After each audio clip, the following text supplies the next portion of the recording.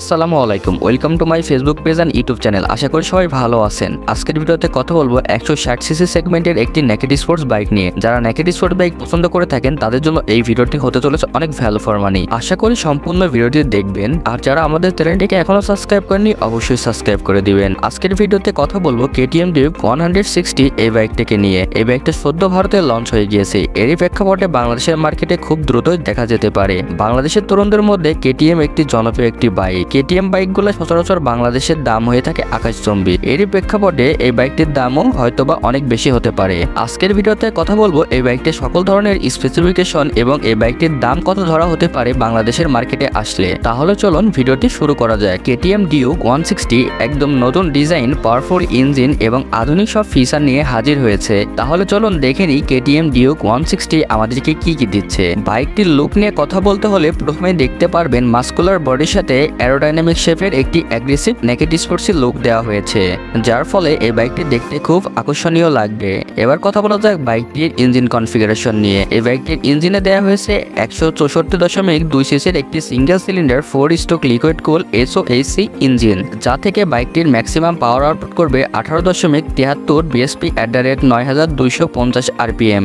Maximum torque থাকবে 15.5 Newton metre @ 7250 rpm। এই বাইকটিতে fuel system হিসেবে ব্যবহার করা হয়েছে একটি ফিউল ইনজেকশন সিস্টেম। এই বাইকটার কুলিং সিস্টেমে ব্যবহার করা হয়েছে লিকুইড কুলিং সিস্টেম, যার ফলে এই বাইকটি দীর্ঘ সময় রাইড করলেও বাইকটা থেকে কোনো হিটিং ইস্যু পাওয়া যাবে না। এই বাইকটাতে শুধুমাত্র একটি ইলেকট্রিক স্টার্টিং সিস্টেম ব্যবহার করা হয়েছে। এই বাইকটাতে কোনো কিক সিস্টেম ব্যবহার করা হয়নি। এই বাইকটিতে 6 শিফটার গিয়ারবক্স ব্যবহার করা হয়েছে। এবার কথা বলা যাক বাইকটির ডিসপ্লে নিয়ে। এই বাইকটির ডিসপ্লেতে ব্যবহার করা হয়েছে ফুললি ডিজিটাল ডিসপ্লে। ডিসপ্লেতে আরো আধুনিক সব ফিচার রয়েছে, Bluetooth connectivity, speedometer, RPM meter, call alert, turn by turn navigation, riding mode, traction controller সহ সব আধুনিক ফিচার অ্যাড করা হয়েছে। দামের তুলনায় সত্যি ভ্যালু ফর মানি। এই বাইকটিতে হেডলাইট হিসেবে ব্যবহার করা হয়েছে ফুললি LED হেডলাইট এবং ইন্ডিকেটরে ব্যবহার করা হয়েছে LED লাইট। এই বাইকটিতে একটি পাইপ হ্যান্ডেল বার ব্যবহার করা হয়েছে, কারণ এই বাইকটি ফুললি নেকেড স্পোর্টস বাইক। এই কারণে এই বাইকটিতে একটি পাইপ হ্যান্ডেল বার ব্যবহার করা হয়েছে।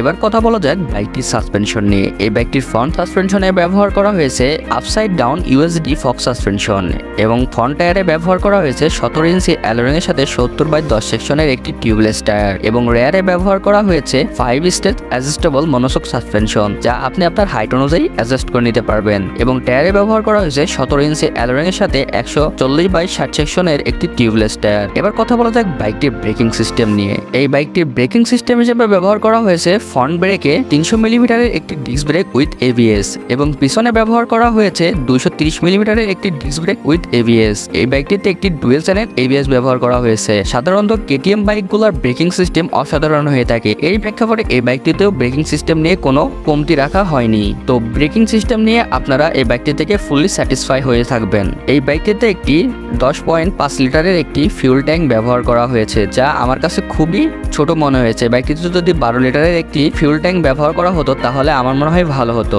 এই বাইকটির গ্রাউন্ড ক্লিয়ারেন্স রয়েছে 184 মিলিমিটার, যা বাংলাদেশের রাস্তায় খুব সুন্দরভাবে চালানো যাবে। এই বাইকটির সিট হাইট রয়েছে 815 মিলিমিটার। এই বাইকটা থেকে প্রতি লিটারে 35 কিলোমিটার পর্যন্ত রাইড করতে পারবে রাইডার। এই বাইকটা থেকে টপ স্পিড তুলতে পারবে 130 কিলোমিটার/আওয়ার। এই বাইকটার সবকিছু মিলিয়ে ওজন রয়েছে 147.7 কেজি। এবার কথা বলা যাক বাইকটির সবথেকে গুরুত্বপূর্ণ বিষয়, সেটা হচ্ছে বাইকটার দাম। এই মুহূর্তে বাইকটির দাম কি বলা যাচ্ছে না। আমরা একটা ধারণা করতে পারছি এই বাইকটার দাম হয়তো বা 4.5 লক্ষ টাকা বা 5 লক্ষ টাকার আশেপাশে থাকবে, কারণ বাংলাদেশের যে 125 সেগমেন্টের একটি বাইক রয়েছে সেই বাইকটির ইউরোপিয়ান ভার্সনের দাম 3,70,000 টাকা।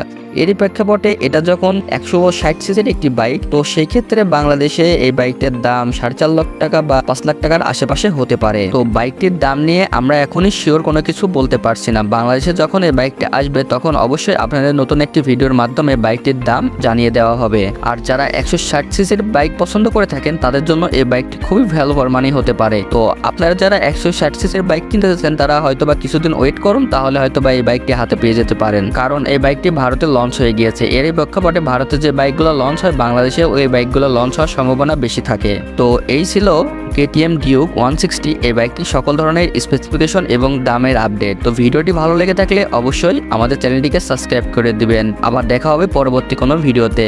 সবাইকে ধন্যবাদ।